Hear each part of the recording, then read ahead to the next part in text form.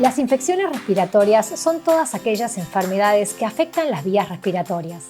Pueden presentarse de distintas formas, desde infecciones agudas como la bronquitis y neumonía, hasta enfermedades crónicas como el asma.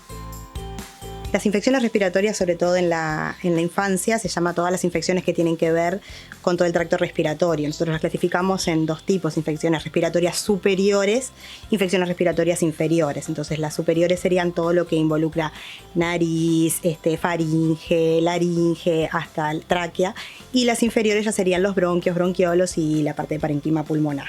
En realidad para nosotros es un tema muy importante porque es uno de los motivos principales de consulta y es de las principales causas de infecciones en los niños. Más de 200 virus diferentes pueden provocar una infección respiratoria aguda, siendo los más frecuentes el rinovirus, coronavirus, virus influenza y parainfluenza, adenovirus y virus respiratorio sincicial. Distintos tipos de virus, hay más de 200 tipos y serotipos de virus que pueden llevar a dar infecciones respiratorias.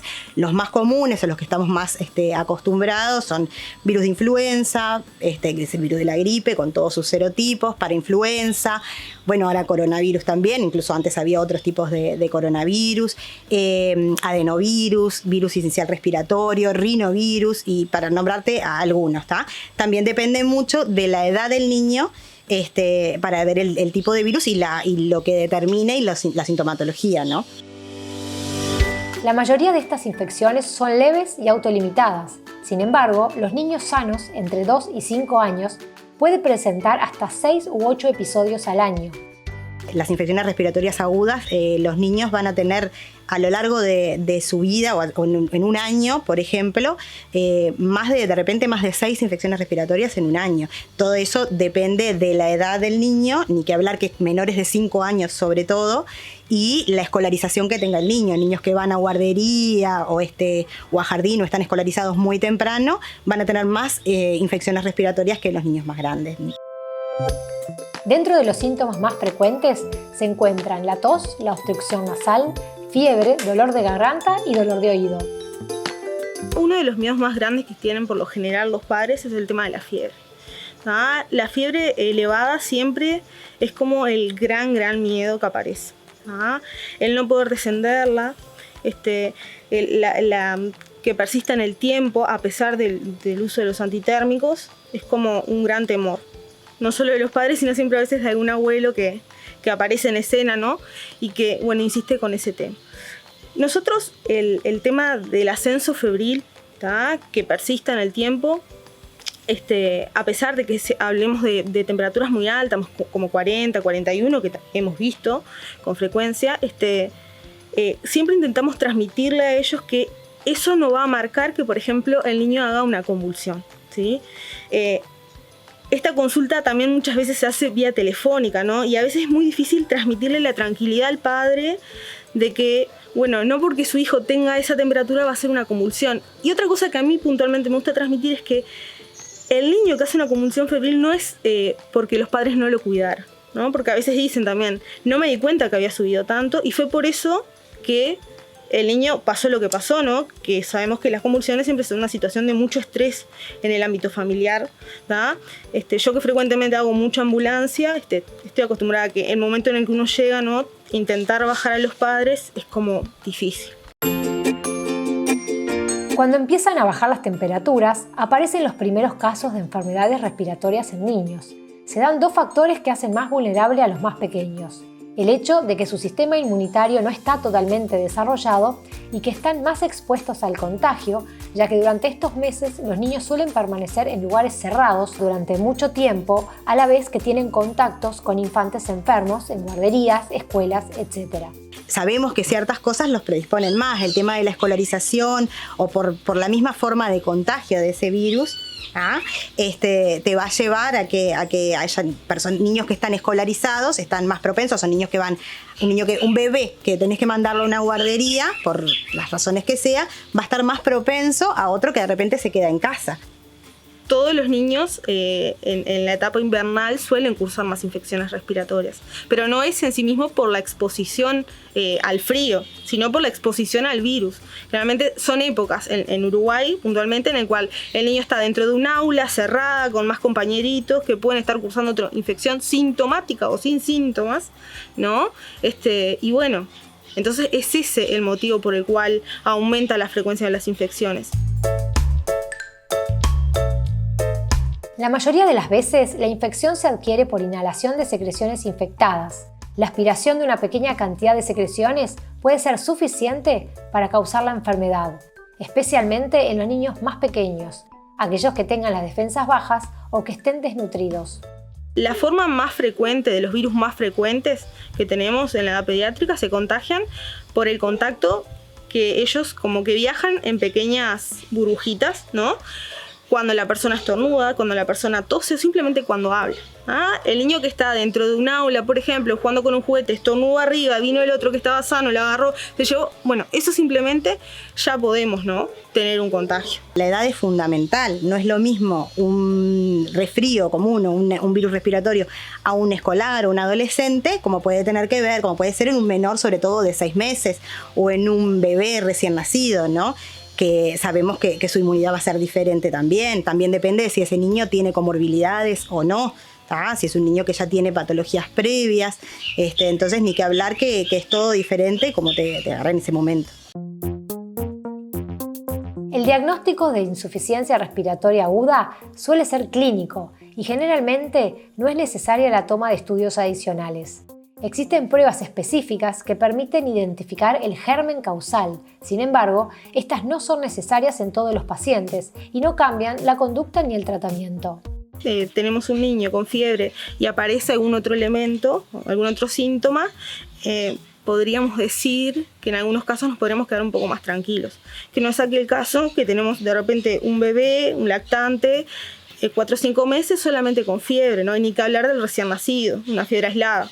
Siempre que aparece un síntoma, por ejemplo en este caso respiratorio, bueno, ya nos vamos orientando, ¿no? Y bueno, dependiendo de lo que como nos describa, por ejemplo, si fuera vía telefónica el padre el síntoma, es como nosotros vamos indagando y vamos guiando a esos padres, ¿no?, en el correr de los días, cómo van a tener que proceder, ante qué cosas van a tener que reconsultar, ¿no? Existen algunos síntomas que siempre tienen que quedar claros al final de una consulta, ¿no?, que son los síntomas de reconsulta precoz, ¿sí?, que es, por ejemplo, la dificultad respiratoria, que se asocia a una dificultad respiratoria, que hablamos de que el niño empieza a respirar más rápido y muchas veces agrega lo que se llama esfuerzo respiratorio. Podemos, cuando le miramos el tórax, ver cómo las costillas se van marcando, a veces incluso pueden aparecer en la zona superior del tórax también, un marcado esfuerzo respiratorio. Eso ya nos habla de otro compromiso y que realmente amerita la consulta en emergencia, ¿no? Digo, ni que hablar del cambio de la coloración de los niños, ¿sí? No es lo mismo un niño que tose y queda rojo, por decirlo de una forma, que el niño que empieza a toser y termina finalmente quedando morado, o sea, ¿no? En ese caso también nos habla de una gravedad mayor. Y complicaciones también tenés montones, desde las complicaciones infecciosas hasta, depende, puede ser una otitis, puede ser una sinusitis, si está el niño en edad de tener una sinusitis, inflamación de los senos paranasales y nasales, hasta complicaciones respiratorias, como más dificultad respiratoria, necesidad de oxígeno, una bronquiolitis, que ya hablamos esa no sería como una complicación, sino que sería una infección respiratoria baja, muy común en los menores de 2 años, o puede una neumonía, no como una complicación de una infección respiratoria aguda alta, pero bueno, es parte de las cosas que tenemos que tener en cuenta a la hora de ir viendo cómo va evolucionando ese cuadro. Entonces es fundamental que las personas estén tranquilas y saber frente a qué cosas es necesario consultar y tener como muy claro cuáles son los síntomas que nos tienen que llevar a ver que tenemos que consultar, ¿tá? Por supuesto que si estamos hablando de un bebé menor de 3 meses con fiebre, síntomas respiratorios, siempre nosotros recomendamos que consulten, ¿tá? Y después lo otro van viendo. Si la fiebre dura más de 3 días, 2-3 días, eso es habitual, pero si ya dura más de 3 días y una fiebre alta, también es conveniente consultar. Ni que hablar que si aparecen síntomas de los que decíamos recién, el niño respira muy muy rápido, que se hunde entre las costillitas, que no lo nota, que claramente está como muy cansado, muy agotado, el niño que no se alimenta, ¿tá? Es normal que tenga un poco de pérdida de apetito, porque uno cuando hasta un adulto si se siente mal, estás con menos apetito, estás con la nariz tapada, entonces no te sientes con ganas de alimentarse. Pero sí el tomar líquido y sí algo tiene que alimentarse. El niño que no se alimenta nada, que te habla, ya es un motivo para que a nosotros nos hace abrir un poco los ojos de que algo no anda bien. ¿No? La laringitis es otra instancia de mucho estrés familiar cuando se presenta de forma aguda, ¿tá? Generalmente es un cuadro respiratorio que por lo general empieza en la noche, cuando el niño está durmiendo tranquilo, empieza como un ruido respiratorio muy, muy rudo, ¿sí? Que se puede o no acompañar de una tos seca tipo perruna, en el cual el padre la sensación que tiene es que el niño se ahoga, ¿no? Y bueno, justamente se produce por una inflamación de la laringe, ¿tá? Que sí, que genera, dependerá de la gravedad, ¿no? Pero una obstrucción de la vía respiratoria, que bueno, nosotros después de valorarlos sabremos de qué gravedad hablamos, ¿no? Pero realmente eso a la familia le genera mucha ansiedad. Otro de los motivos que muchas veces lleva a la consulta y a la ansiedad del núcleo familiar es el bebé, ¿tá? El lactante pequeño que está con muchas secreciones, ¿no? Muy frecuente el relato de se me ahoga el niño de noche. ¿Cómo hago, doctora, para acostarlo y que no se ahogue? Y bueno, ¿no? Ahí empezamos como lentamente intentar darle herramientas a los padres para mejorar esos síntomas, ¿ah? Que bueno, va a ir desde la posición del niño que se coloque hasta la utilización de repente de suero fisiológico, o incluso en algunas situaciones no solamente el suero que conocemos que viene en el sachet, sino vienen como vaporizadores que se pueden utilizar, y la desobstrucción nasal, ¿ah? Que antiguamente se usaban lo que eran las peras de goma, ahora vienen otros dispositivos que se pueden utilizar, ¿no? Y bueno, el insistir en la aspiración de las secreciones, siempre previo al sueño, previo a la alimentación, y a veces de forma intermedia también hay que hacerlo, ¿no?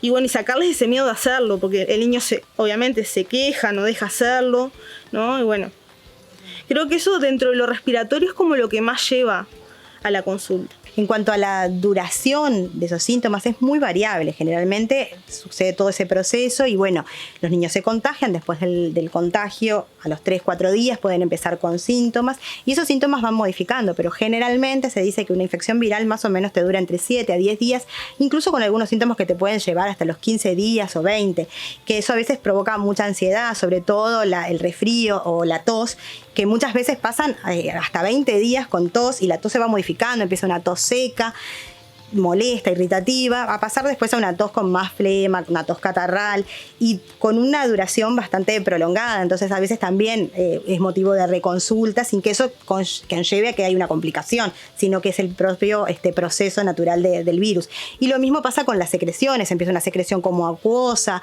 blanca, transparente y va modificándose el color hasta ser amarillenta, verdosa, y eso no quiere decir a que esté complicado, que sea una infección bacteriana, simplemente el mismo virus es el proceso natural que va llevando. 3 días, 4 días es habitualmente lo que un proceso respiratorio lleva, ¿no? De fiebre. Pero bueno, siempre explicarles eso a los padres, ¿no? Que el patrón generalmente es hacia el descenso de la temperatura y además que empieza como a separarse, ¿no? De repente inicialmente es cada 4 horas y después notan que es cada 6 horas, cada 8 horas o finalmente una vez al día. Y eso nos habla de una mejoría. Pero está bueno eso de no hablar de que porque tiene más temperatura esto es más grave, ¿tá? O sí tiene indicación de un antibiótico. De prevención van a ser las medidas comunes, ¿no? Como siempre, el tema del lavado de manos, una correcta higiene. Fundamental, si el niño está cursando una infección respiratoria, no concurrir a los centros de estudios, ¿tá? Pero hay ciertas cosas que no podemos evitar. Un niño en edad preescolar se lleva las cosas a la boca, entonces, y la vía de contagio, como decíamos, la forma de contagio de esos virus es a través de la vía respiratoria, por medio de gotitas, sobre todo gotitas que se emiten, que son muy pequeñitas, que se emiten al hablar o al estornudar o al toser. Entonces esas gotitas ingresan en las vías respiratorias, se alojan en la parte, en las células mucosas y hace que se produzca una cascada inflamatoria como mecanismo de defensa de nuestro propio organismo frente a ese virus que está ingresando, y ahí van a ser los síntomas que tenemos. esos niños con aumento de la mucosidad o algo van a una guardería, un juguete, se tocan eso, y también es otra forma de contagio, ¿verdad? Entonces es inevitable, hay cosas que no podemos evitar, por eso hay que estar muy exhaustivos en eso, en el lavado de manos y en que si el niño está cursando una infección, no concurra a los centros de estudio en la medida de lo posible. Previo a la pandemia, ¿no? Nosotros habitualmente teníamos un niño enfermo en un núcleo familiar y ese niño no se aislaba, ¿no? No teníamos las pautas de aislamiento que utilizamos ahora, ¿no? Pero bueno, sí, es verdad que, por ejemplo, evitar el compartir vasos en el domicilio, ¿no? El mantener una ventilación adecuada, una buena higiene, un buen lavado de manos, eso se debería, o sea, lo tendríamos que haber hecho siempre. No era lo habitual. Ahora creo que toda la sociedad está como más concientizada en lo que realmente es una infección respiratoria. Nosotros realmente notamos una disminución el año pasado, en lo que fue el invierno pasado, de las infecciones respiratorias, que si bien es la causa más frecuente y sigue siendo la causa más frecuente de consulta durante los meses invernales, el año pasado con todas las medidas notamos que hubo una disminución, o sea que si uno está como enfatizado en las medidas de prevención, que ya todos sabemos cuáles son, podemos llegar a disminuir. Todas aquellas cosas que nosotros tanto insistíamos, que parecíamos, bueno, los pediatras siempre insistiendo con los mismos, sí. Pero ahora, bueno, creo que esto nos ha llevado a poder entender qué es realmente, cómo se comporta realmente las infecciones, los virus, cómo se comportan.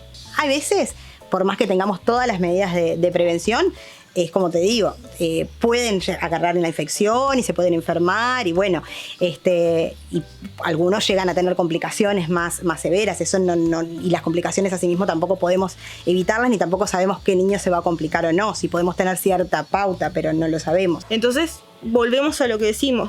Todo lo que nos está dejando la pandemia, ¿no? El lavado de manos, la ventilación de los ambientes, el uso del tapaboca realmente ha ayudado muchísimo. El invierno pasado no tuvimos casi ingresos, por no decir que no tuvimos ingresos respiratorios. Pasamos de tener 16 camas ocupadas por pacientes respiratorios a no tener ningún ingreso. O sea que realmente las medidas que estamos utilizando, mantenerla de aquí a 4 o 5 años, mantener todas estas medidas. En realidad es lo que va a cambiar la ocupación de una cama de CTI. Porque es cierto que todos los virus que circulan hoy, dependiendo mucho de la edad del niño, sí llevan al niño, no estoy hablando del coronavirus de la cepa actual, ¿no? De todos los otros virus sí llevan al niño a una cama de CTI, ¿no? La influenza, el adenovirus. Entonces, bueno, eso. Es importante saber que los niños sí están en riesgo, pero que siempre han estado en riesgo. Entonces, que el uso de estas medidas es lo único que nos puede ayudar a mantener los números del año pasado.